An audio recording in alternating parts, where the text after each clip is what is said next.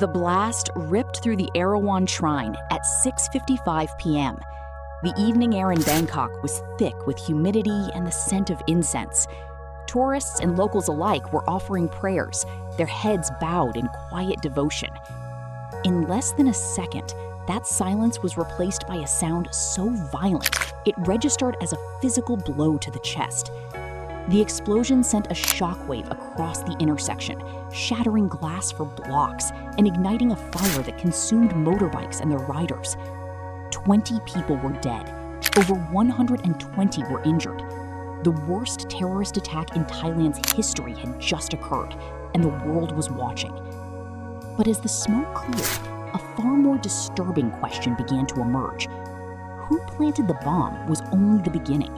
The deeper question was, who would be allowed to get away with it? And why did the authorities seem so determined to close the case before it had even begun? The scene of the attack was a study in brutal contrast. Beside the golden spires of the shrine, paramedics moved with desperate precision. They stepped over debris and broken glass, their hands covered in blood. The living cried out for help, while the dead lay motionless, covered in white sheets. I watched as a group of medics approached a man sitting on the curb. He was in shock, staring blankly ahead. Next to him, lying on the ground, was his wife. She was already gone, but her hand remained in his. The medics assessed his injuries, saw they were not life-threatening, and made a quiet, heartbreaking decision. They gently asked him to wait. They instructed him to hold his wife's hand while they ran to save others. In that single image, the viewer can grasp the enormity of the loss, a private grief unfolding within a public catastrophe. It was loud, chaotic, and profoundly shocking. For a city accustomed to political unrest, this was something entirely new, a level of violence that felt foreign and deeply threatening. In the immediate aftermath, a shadow fell over the investigation. The government, terrified of the economic impact on the tourism industry, moved with a speed that was less about justice and more about optics. They wanted the mess gone. The shrine, still stained with the memory of the dead, was reopened for business just 2 days later. The crater left by the bomb was filled with cement, as if covering it up could cover up the horror. Security cameras in the area were found to be broken, conveniently malfunctioning. The forensic evidence was compromised before the bodies were even cold. A single piece of grainy video emerged, showing a man with long hair and thick glasses. He left a backpack under a bench and walked away quickly. This was the lead, the only visual clue they had. But rather than pursue this ghost, the police seemed to pivot. They showed another video, this one of a different man kicking a second bomb into a canal.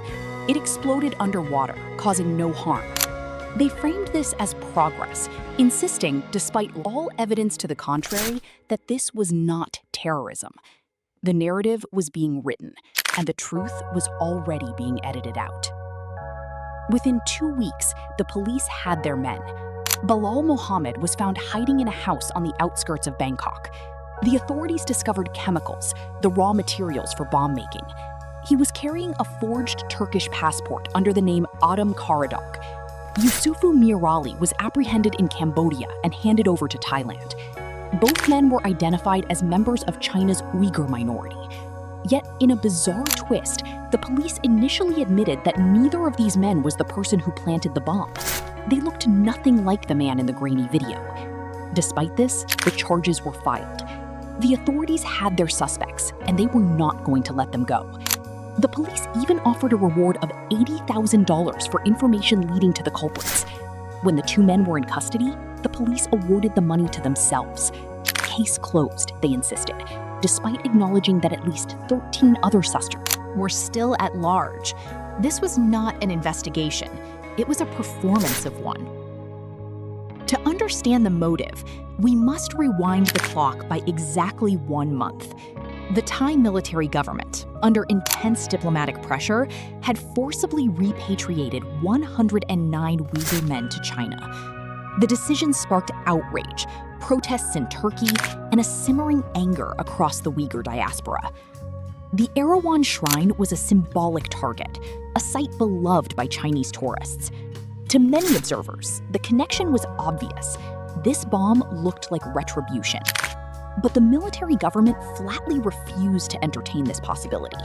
They floated alternative theories, first blaming disgruntled opponents of the junta, then suggesting it was human traffickers angry at the government's crackdown. Each denial felt like a deflection, as if the real motive was too politically volatile to even discuss.